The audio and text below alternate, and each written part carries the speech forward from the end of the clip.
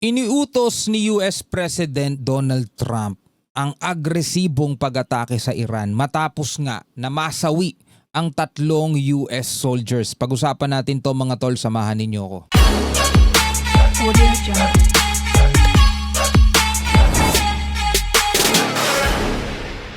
Welcome ulit sa ating bagong video, reaction, review, commentary, opinion, criticism at kung ano-ano pa. So as you all know mga tol, ay matindi na naman ang nangyayaring bakbakan dito sa Middle East sa pagitan nga ng Iran at saka ng Amerika. Lalo ngayon mga tol na merong 3 sundalo ang naiulat na nasawi. So far mga tol, ito pa lang yung nababalitaan nating nasawi na mga sundalo, no.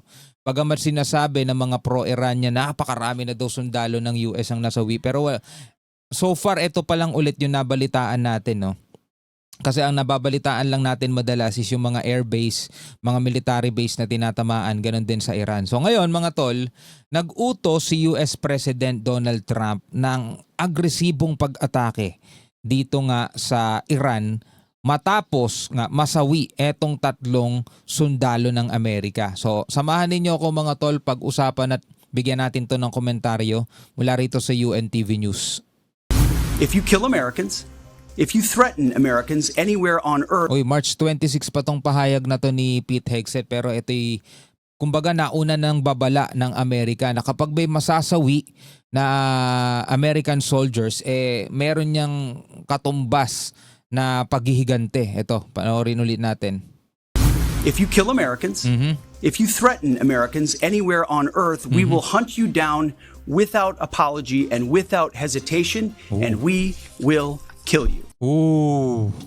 Muling lumabas ang pahayag na ito ni United States Secretary of War Pete Hegseth noong Marso. Babala ito ng US na tiyak na magkakaroon ng malaking giyera kung may mapatay na sundalo ng Amerika. Ngunit kamakailan, 2 sundalo na naman sa Muwafaq Salty Air Base sa Jordan ang nasawi at maraming iba pa ang nasugatan. Sa pinakahuling ulat ng US Central Command, 1 labi ang nakuha pa sa lokasyon ng pag-atake. So ito yung ikatlo, yung sabing nawawala, no? Kung naaalala ninyo yung mga balitang binigyan natin din ng reaksyon itong nakaraan, 2 ang nasawi tapos merong 1 nawawala, yung tinatawag nilang missing in action. So ito ngayon nahanap na at siguro ito na yung ikatlo.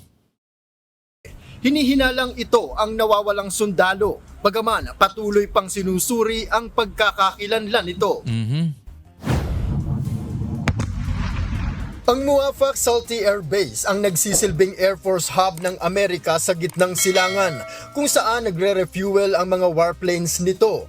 Ayon sa Iranian media, napinsala ng Iran ang hangar ng base. Ayun isa tinamaan, no? 4 yan, isa yung tinamaan nila. Inatake rin ito ang Khalifan Heights sa Arbil, Iraq at napabagsak ang isang MQ-9 Reaper ng US Air Force sa Asaluye sa Bushehr Province. Kinumpirma rin ng US ang evacuation order ng Jordanian government sa mga paliparan at pantalan ng Aqaba dahil sa taas ng tensyong militar. Grabe. Pinayuhan rin ito ang lahat ng kanilang mamamayan na huwag magbiyahe para sa kanilang kaligtasan.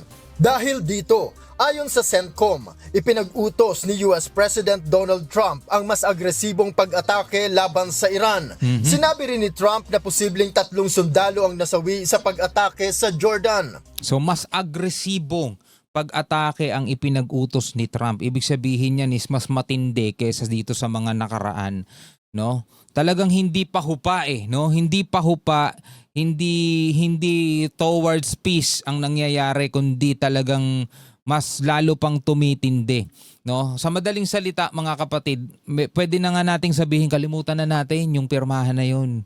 No, pwede na nating alisin yun sa isipan natin kasi eto na yung nangyayari. Ang pinagmulan nito mga tol yung 3 barko na dumaraan sa Strait of Hormuz na agresibong inatake ng Iran kasi nga ang gusto nila, sila ang mga ngasiwa dito sa Strait of Hormuz dahil isa yon sa mga nakalagay doon sa mutual, tama ba? Hindi, Memorandum of Understanding na sila ang mga ngasiwa. So pinayagan sila ng Amerika doon. Ito'y batay lang din sa mga pahayag ni Professor Renato De Castro. Kung naaalala niyo yan, binigyan natin ng reaction video yun. No, pumayag ang Amerika na ang Iran ang mga ngasiwa dito sa Strait of Hormuz para ligtas na makadaan ang mga barko diyan. Kasi bago pa man mangyari itong gerang to, international waterway yan eh. Daanan talaga ng mga barko yan.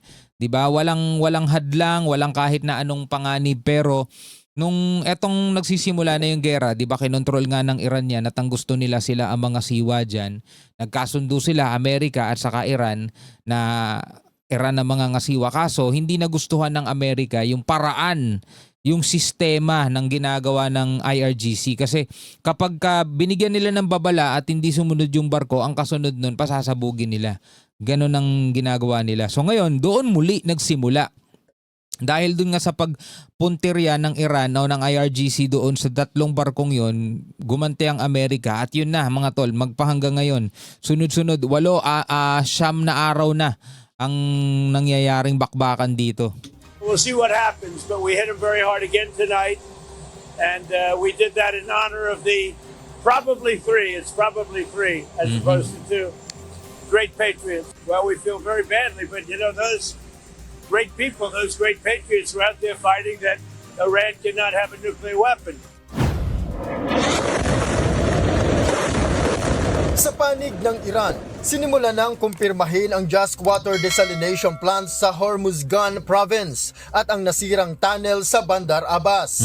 Sa kanyang pinakabagong panayam, isiniwalat ni Iran Foreign Minister Sayed Abbas Araghchi ang tangkang panunuhol ng US sa kanila noong nasa gitna pa sila ng negosasyon. Sinusuhulan sila. گفتم ما اینا رو تجربه کرد. I said we experienced these things and we stood our ground. You have to talk to us differently. You can threaten us and you can't bribe us. Sabing ganun. Hindi nyo kami pwedeng suhulan. و وایستادیم. با ما یه جور دیگه باید حرف بزنیم. Sabing ganun, hindi nyo kami matatakot. You can threaten us and you can't bribe us. ما نمیتونیم ما رو تهدید بکنیم. نمیتونیم ما رو تطمیع بکنیم.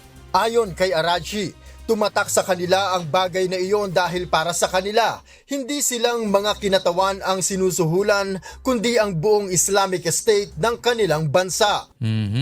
Aniya, iginiit noon ng mga opisyal ng Amerika na tutulungan ng US na mapaunlad ang Iran. Isukulang nila ang kanilang uranium deposit, bagay na pinanindigan ng Iranian officials. Kaya ngayon, hindi na anya sila magtitiwala at itutuloy nila ang kanilang opensiba. فلان میکنیم بیسار میکنیم اینو میسازیم. They said we'll do this, we'll do that. We'll build this, we'll build that. And I told them right there, our enrichment program is not for sale. This is something that the Iranian people endured for 20 years of sanctions and blood has been shed for it.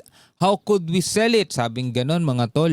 اونو میسازیم. که من اونجا بهش گفتم غنیسازی ما فروشی نیست. این یه چیزی هست که مردم ایران 20 سال به خاطرش تحریم کشیدن. دانشمنداشون شدن خون پاش رفته. ما میتونیم بفروشیمش. Pinabulaanan rin ni Araghchi ang ulat na pumayag ang mga puwersa sa Kurdistan region sa Iraq na suportahan si Trump sa laban. Aniya, nakausap niya ang mga opisyal sa Kurdistan, ang Prime Minister ng Iraq at ang Foreign Minister ng Turkey upang magbigay babala na huwag sumali sa gyera. Nagbigay naman aniya ng kumpirmasyon ang mga ito na hindi makikialam. Hindi makikialam sa panig man ng Amerika o sa panig ng Iran. So mas mabuti na rin yun para hindi na rin lumawak no? Samantala, nangangamba ang Israel na sa pagpuntirya ng Iran sa Jordan ay posibleng umabot na sa kanila ang pag-atake ng Iran. Ayan na. Pag nangyari yun, di asahan natin mga tol, magwawala na naman ang Israel niyan, no?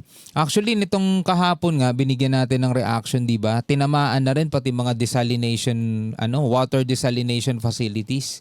Which is yun yung naglilinis o mahalagang facility yun para yung mga tubig is maging drinking water nila. Kaso tinamaan na rin mga tol. Para sa 90%, ganong kataas. Ngayon, ito na yung pinangangambahan ng Israel na posibleng, alam mo yun, magpaan na naman sa kanila, magpagalit na naman sa kanila. Sa Jordan ay posibleng umabot na sa kanila ang pag-atake ng Iran. Nagbabala si Defense Minister Israel Katz na kung magkakaroon ng spillover sa kanila ang mga pambobomba, gagamitan nila ng buong pwersa ang Iran na walang anumang kondisyon. Ngayon, kasi hindi pa sila nakikisali ngayon eh. Hindi pa sila gumagalaw ngayon eh.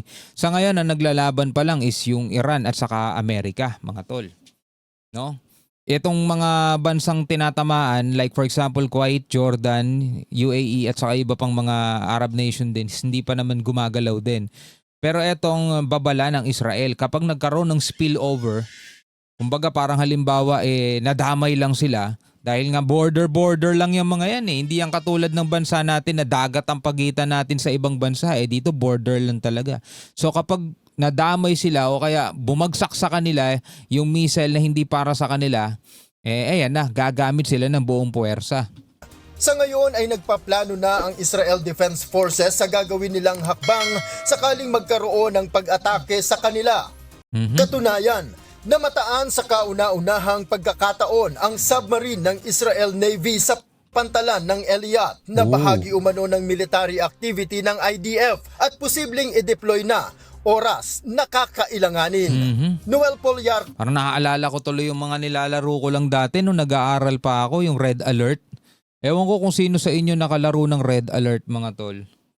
Sarap din laruin yun yung Red Alert. Nakanang yan oh. Parang ganito yung mga nangyayari ngayon.